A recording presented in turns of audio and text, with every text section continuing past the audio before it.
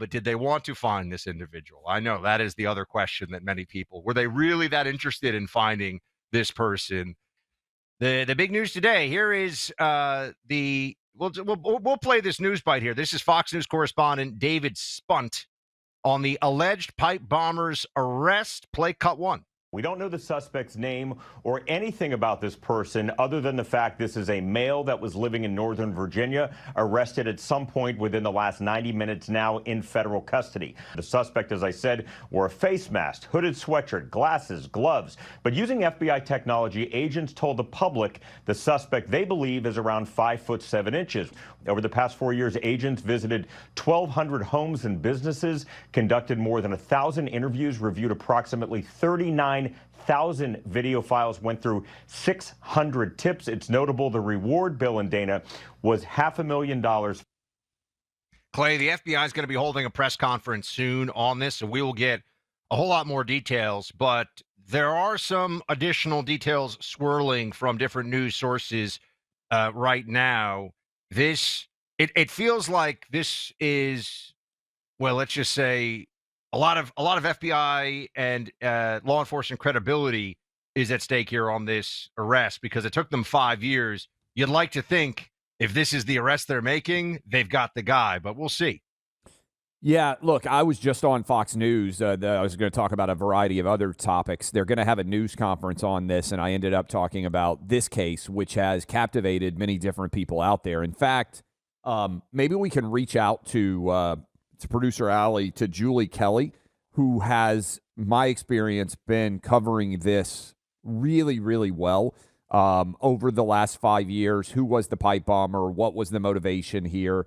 Young guy. Right, Buck? The reports are that this individual who was arrested is 30 now, which would have made him 25 years old 5 years ago.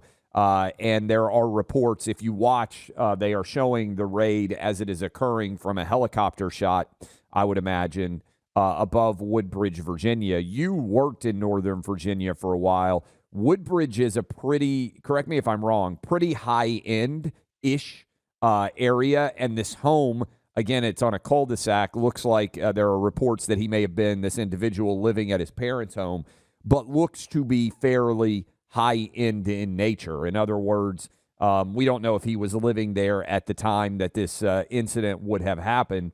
But this to me looks like a $1 million plus home. And you definitely wonder, again, what were the motivations of this guy?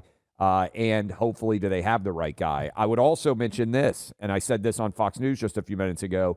Those of you who were listening last week, did we have Kash Patel on the Wednesday before Thanksgiving, right? Exactly, basically 8 days ago, if I remember correctly, and where producer Greg is working to pull the audio.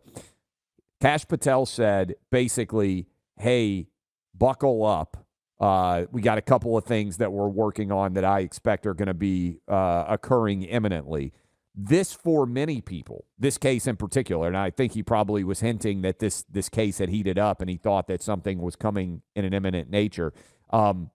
This case, for many people out there, has been an obsession. I mean, it has been something that, there are people out there who have spent inordinate amounts of time. I'm talking about media. I'm talking about, just people on social media accounts. This pipe bomb connection to Jan 6th and what exactly happened and who did it and what their motivations are has been a fever-ish discussion point for 5 years now. We haven't gotten into it a ton on this show, but it has been. There's a subset of the world out there that has been very, very focused on this. Well, it was also very apparent, I think, Clay, that there was an absolute spare no expense, all-out mobilization of the FBI under Biden. Not really by Biden, he allowed it, but by the people that were handpicked by the Democrat apparatus to run things, that there was this, we'll do anything to get anybody who was involved in January 6th, even people that were entirely nonviolent.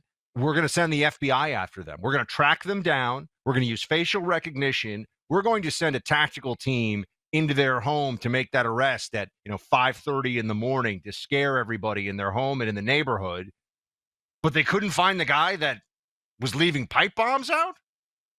That they couldn't find that guy. I mean, this is that's the point that has just a lot of people have said, wait a minute, what's going on here? You're able to devote the resources and time to track down somebody who walked into the Capitol for less than a minute and did nothing other than that, but you weren't able to find this guy. Now, I know people say, well, but it's so hard. Given all the resources they had video of this individual.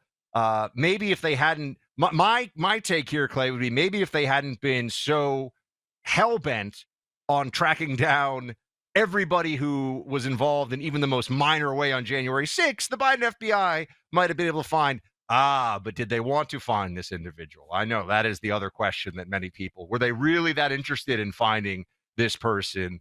Is the term false flag something that is going to be used again in the near future? I mean, there's a lot of stuff that this all brings together. I don't want to get too far ahead of any of it, even though this has been discussed for 5 years, Clay, because I think the FBI press conference that's coming up here is going to tell us a lot. But, what would be the motivation of this individual would have been, now, you're talking about probably a crazy person at some level because you're leaving a pipe bomb in public in our nation's capital. So you're already at a disadvantage because you're trying to think like a crazy when you're not crazy. But what would be the idea here? What would be the motivation? It seems unlikely that there is. Look, first of all, it could just be pure anarchy, right? It's going to be a chaotic scene, and you are just an anarchist. I think psychologically, and there's probably some people who are going to be living at home like, what are you talking about? If you're 30. In a general rule, if you are 30 and you still live in mom and dad's house, maybe you haven't launched in a way that maybe mom and dad would have hoped. Maybe there are some extenuating circumstances there. We don't know that he's been living there full time, but I think most people, when you're 30, if you said, hey, what is your ideal life path? And you ask people when they're 20, I don't think it would be, I'll still be living in my bedroom with mom and dad. My point on that is when I hear 30-year-old guy who's living at home with his mom and dad, I think internet nerd.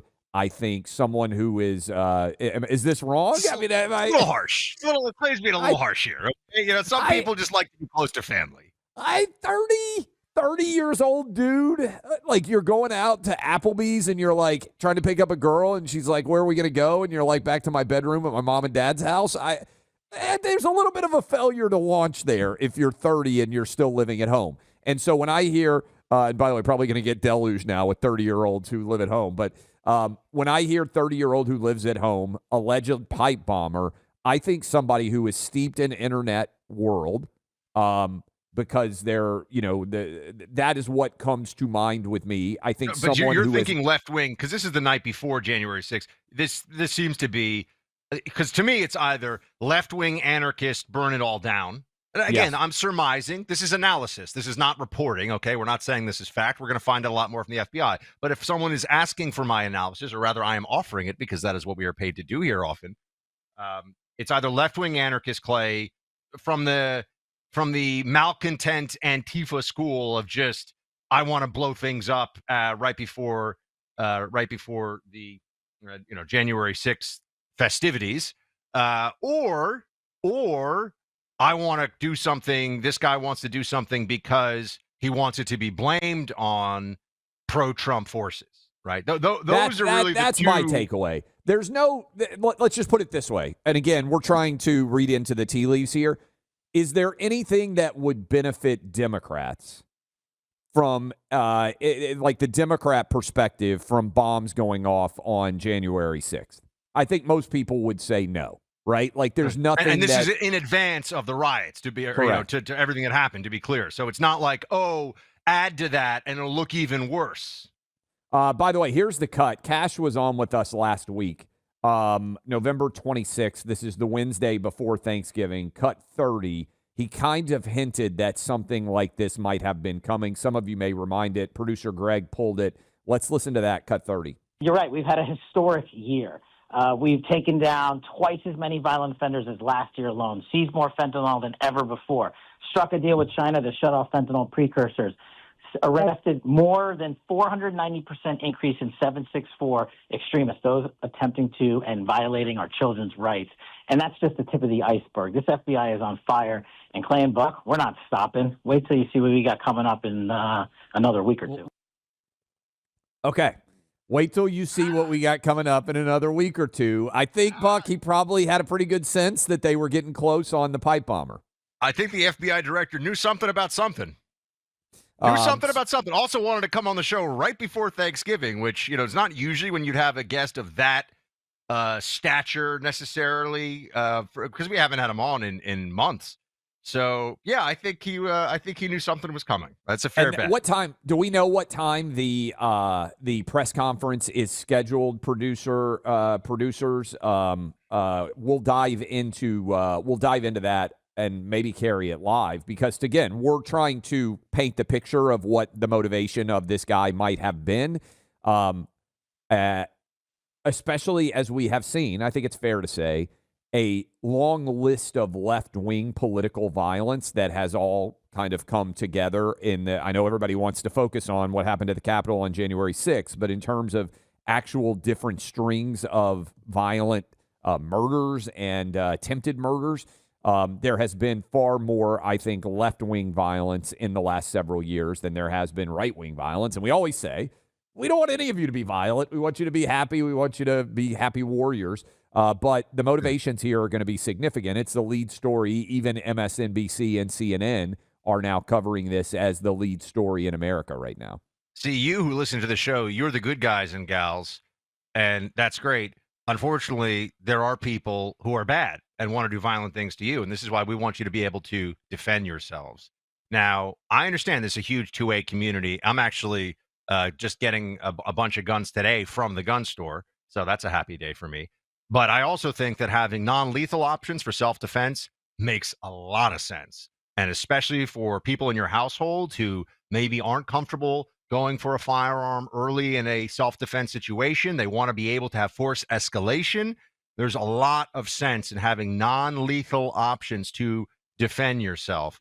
And this is where Saber comes in. Saber's home defense projectile pepper spray launcher is a great example. Small enough to hold in one hand and fires off a round projectile full of pepper spray, which is really going to help stop the threat. In those critical first few moments when someone's invading your home, Saber projectiles pack a serious punch. Easy to use, easy to understand, give you peace of mind at home. Saber is spelled S-A-B-R-E. The website is saberradio.com. That's saberradio.com. They've safeguarded hundreds of thousands of Americans with their products. I have them in my home, so does Clay. It's a great thing to get for yourself as a gift for the holidays or for a loved one that you want to help keep safe. Carrie's also got their pepper gels and their pepper sprays, and I like that she can carry that around with her whenever she's out and not with me. So go to saberradio.com or call 844-824-SAFE, 844-824-SAFE.